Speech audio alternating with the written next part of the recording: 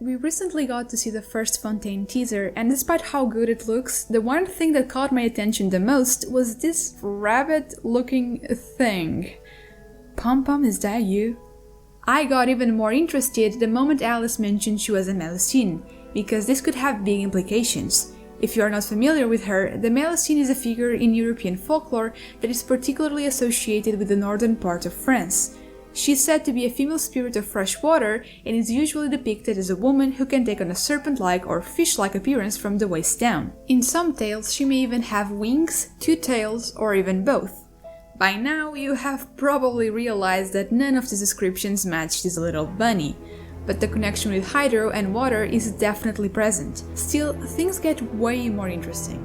You see, while in Genshin the Melusine are a race of beings, in fact we can see two of them in the teaser alone, the same cannot be said for the Folklore Melusine.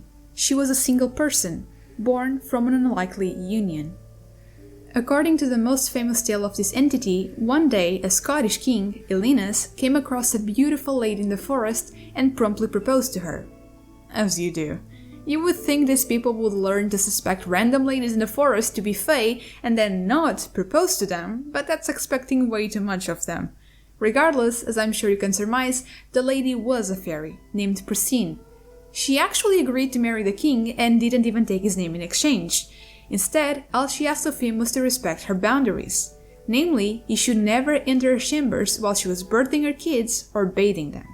The king agreed, they got married, and Melusine gave birth to triplets, 3 girls, one of which was named Melusine.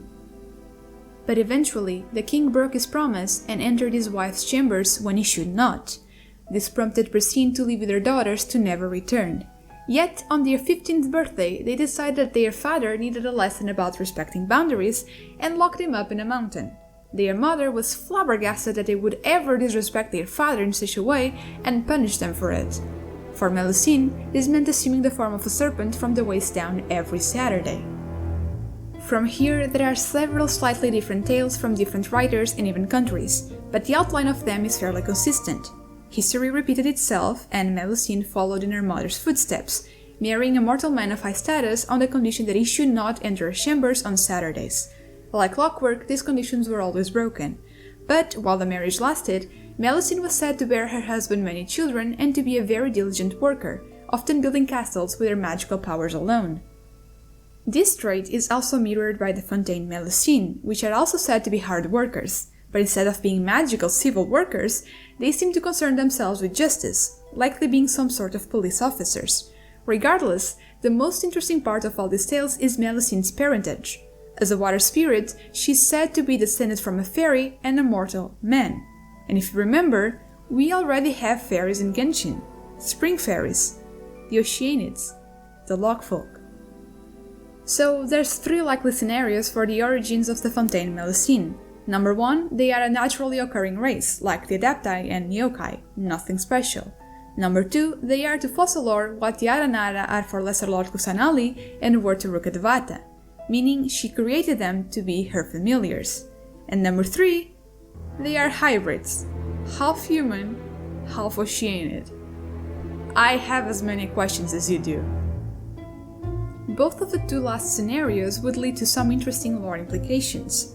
Rodi of Luck, this god-forsaken thing, was once the strongest of the Logfolk spies, which scattered across Tevat in order to connect everyone in the world as per the request of the Lord of Amrita, the previous Hydro Archon and their beloved master. However, this lord died during the Cataclysm and was replaced by Fossilor, who the Logfolk did not recognize. For this reason, many Oceanids completely cut ties with Fontaine, and perhaps not in the most peaceful of ways, as Rodia, upon sensing the arrival of another of her kind, immediately assumed there to be an assassin from her homeland, and that's exactly what she blabbers about every single time you go to defeat her. That said, during the event Wishful Drops, Andorra, a young Oceanid, specifically states, "Many of us have cut off ties with Fontaine," which implies that not all of them have. In fact, there likely still are Logfolk left in Fontaine, because Petrichor, a town in this nation, is said to have exceedingly pure waters. And we know that the Logfolk can control the quality of the water, with some legends even alleging they can grant magical healing properties to the waters they inhabit. On the flip side, we have had 2 Fontaine natives hinting at the fact that the hydronation may be incredibly polluted, with the air being filled with toxic fumes. This is a likely scenario because pollution is oftentimes the price to pay for technological development. But if the air is polluted, the water is soon to follow, if it hasn't already. And just like Rhodia turned the waters bitter to try and kill Endora, pollution is probably capable of achieving the same effect. Meaning, not only do the Log Folk's loyalties not lie with Folklore, their very lives could be endangered by the way their god rules over her nation, leading to some bad blood, or bad waters, between them.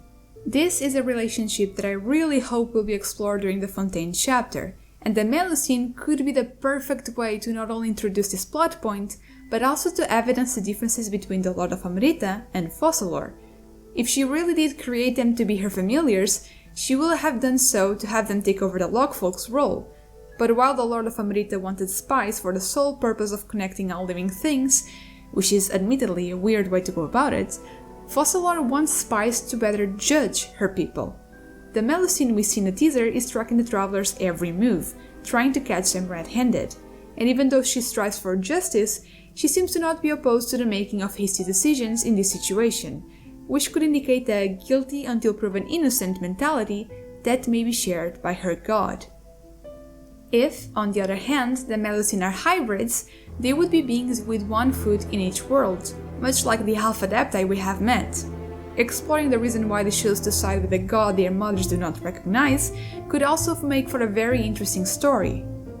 But is the existence of said hybrids even remotely possible? I'd say yes. Remember how I said that spring fairy is synonym with oceanid? Well, it's a good description of what they are, but that title has only ever been used to refer to a single oceanid in the entire game, the one that resides in Springvale. And that might have been a purposeful choice on the writer's part, because the Folklore Melusine came into being because their fairy mother fell in love with a mortal man, and so did the spring fairy of Springvale.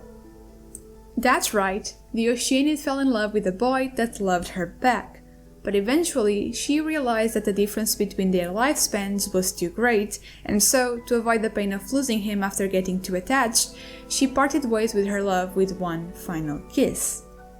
So we have a precedent for romance between these beings and mortal men, and like Rhodia says, the power of water lies in its ability to take any shape. I still have a lot of questions though. It's also interesting that Adepti hybrids seem to prefer to mingle with humans as opposed to other Adepti, at least according to those we have met. So the half-human, half-oceanian Melusines being out and about in the cities isn't all that weird. Do you know what is weird though? The fact that they are pink rabbits! I don't understand the possible genetics of this thing at all. Anyway, at the end of the day, I do think it is more likely they were created by the current Hydro Archon, and the Spring Fairy could have simply been a bonus reference. Not to mention that rabbits are often seen as symbols of good fortune, fertility, prosperity, and sometimes even purity. So, given how paranoid Folklore seems to be and how much she wants to be perceived as innocent, giving this appearance to her familiars might have been an effort she made to create a good omen for herself and her nation. But what do you think? What do you expect the origins of the Melusine to be? And in the unlikely scenario they ever become playable, would you consider pulling for one? They are kinda cute. That's all for today. My name is Blue and I'll see you again soon. Safe journey, travelers!